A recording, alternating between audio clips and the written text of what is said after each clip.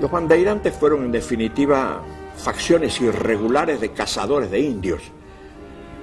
Así como salían a cazar tigres, podían salir a cazar indios. Pero los indios había que cazarlos vivos, llevarlos y venderlos, es decir, esclavizarlos. Y esa mano de obra era necesaria en las plantaciones de San Pablo, etc. Cuando los bandeirantes, en vez de ir a cazar los indios del monte, los indios bravos, los indios do sertão, como decían ellos, descubren que no, ya están reunidos en pueblos con un par de jesuitas están ahí. Entran sobre esas poblaciones, les importa muy poco que estuvieran allí los jesuitas, y en el fondo el tratamiento que hacen de esos indios es simplemente apresarlos, sobre todo a los jóvenes, a las mujeres, atarlos unos con otros y llevarlos en largas caravanas. Se morían por el camino porque se caían o porque no comían lo suficiente, pero llegaba un lote suficiente, lo vendían y ese era su rédito de estos bárbaros. Los jesuitas no pueden hacer frente a esto al principio, están tan sorprendidos como todos, e inician el repliegue de las misiones. Y va a ser un abandono definitivo, porque a partir de ese abandono nunca más la compañía vuelve al Guairá. Y hacia fines de 1631, inicios del 32, comienza este gran éxodo del Guairá.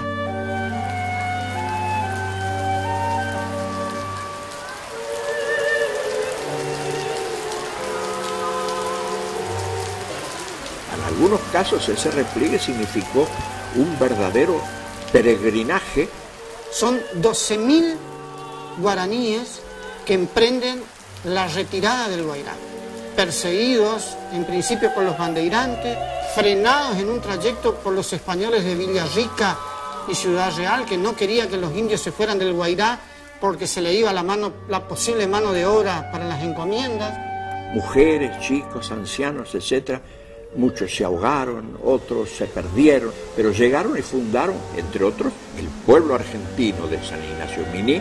Es un pueblo fundado por emigrantes que venían del Guairá y que habían sufrido esta larga transmigración. Te salve María, llena de gracia, el Señor es contigo, bendita tú eres entre todas las mujeres y bendito es el fruto de tu vientre. Y esta población que llega del Guairá a la desembocadura del río Yabebirí, aquí en la actual provincia de Misiones, Argentina, refundan los pueblos con los restos de la población del Guairá. Son los que van a dar orígenes a San Ignacio Miní y Nuestra Señora de Loreto.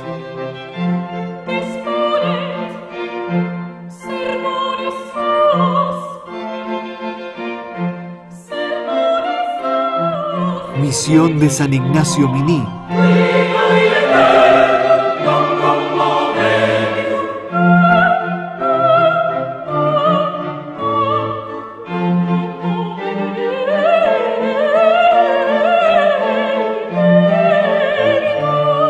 Tiene una forma de ocupación donde sobre la plaza está parte de todo ese núcleo, está el cabildo y las casas de los caciques.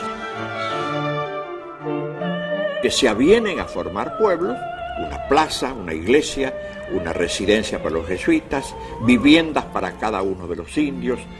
Utilizar el sistema que utilizaban los guaraníes, es decir, un sistema de estructuras de madera con una cubierta grande, ¿no? La casa colectiva era propia de los conjuntos guaraníes.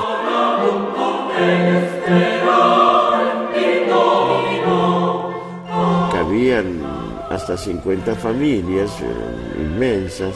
Tenían horcones en el medio que sostenían la viga cumbrera. Los guaraní de los horcones clavados, de ahí es el nombre de Objecutú, casa clavada. Y de ahí los jesuitas introdujeron el par y nudillo, y sacaron, es para sacar las vigas, los horcones centrales que impedían una visión de un altar. Porque aprovecharon la arquitectura guaraní de las casas largas. Y además era muy versátil porque le agregaban lances y crecía.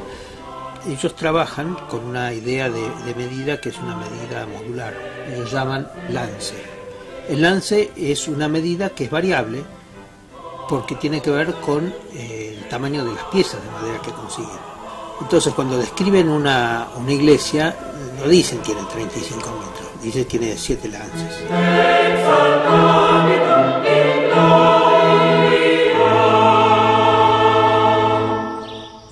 En San Ignacio Miní lo que es muy interesante es el sistema constructivo. Si vos entras a la nave de la iglesia vas a ver el lugar donde estaban las columnas.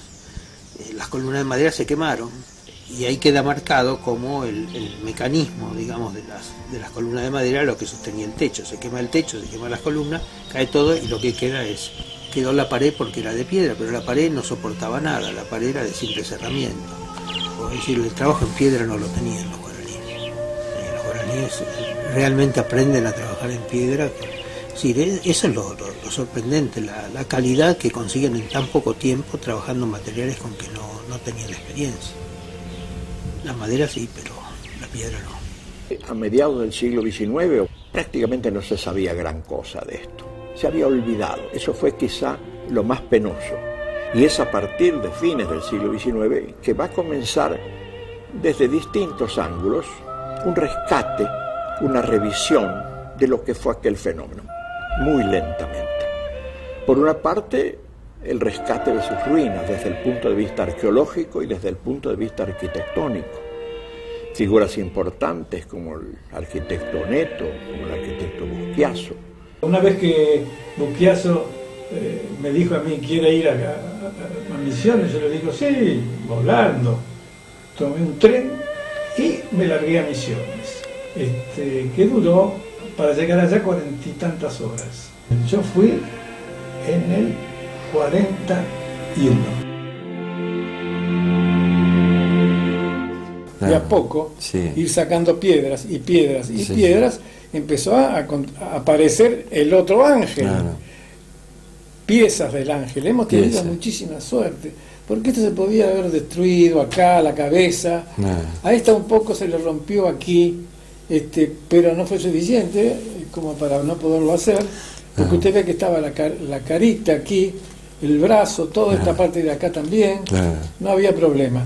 Y los que estaban de este lado, exactamente, se pudo reconstruir toda esa parte, hasta acá. Y en esa forma, cumpliendo con lo que yo me jugué entero, que fue utilizar la mezcla de barro con cemento. Y yo hice suelo-cemento, pero puesto que usted ni lo ve. Claro, de modo totalmente escondido. Pero tan escondido y tan resistente que a pesar de que muchos me dijeron, pero eso se le va a caer, eso no va a aguantar, y qué sé yo, qué sé cuánto, ahí están. Se quedaron con suelo-cemento. Y después hice esta parte de acá también sostenida con suelo-cemento, medio escondido, y entonces hice esta parte. Con estas dos cosas yo había dado el paso más firme y más importante de todo. Y que es la fachada clásica en este momento.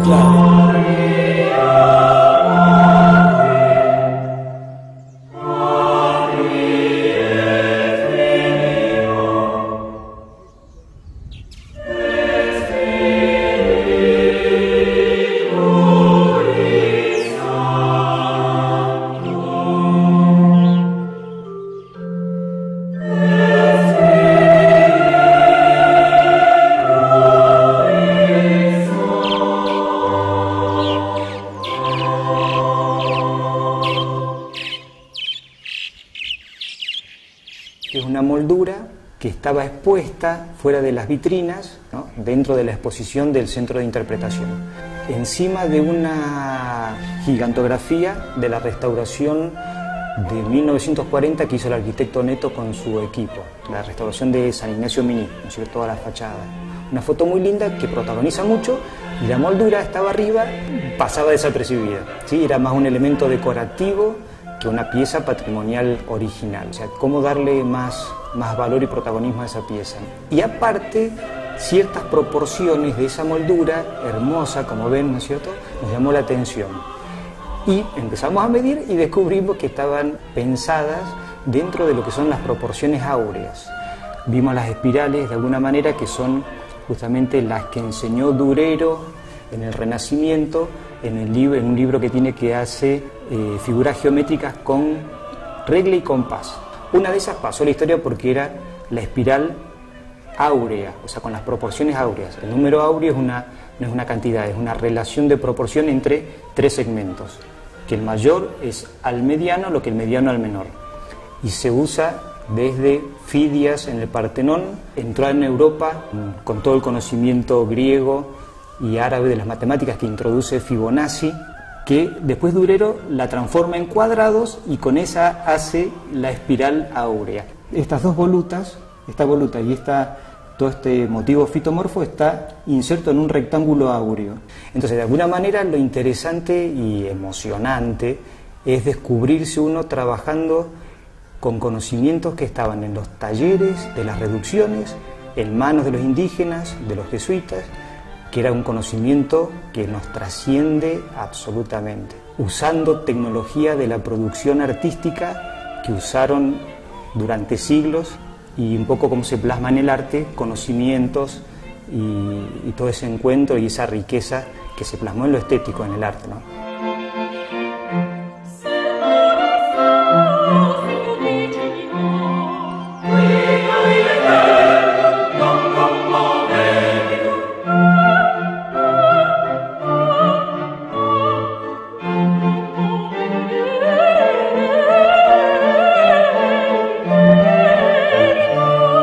El tema del acceso a San Ignacio de Miní, ¿no? San Ignacio de Miní tenía escalera, lo reconoce Oneto, inclusive en el libro que publicó él sobre San Ignacio de Miní, escalinata, no escalera, digamos, una escalinata de acceso al templo, porque los templos tenían una reminiscencia griega, digamos, ¿no? Venían de los templos, la tipología venía de los templos griegos, ¿no? Gente que fue antes de 1900, digamos, en San Ignacio y vio la escalinata. Yo tengo fotografías de las ruinas de la escalinata, ¿no?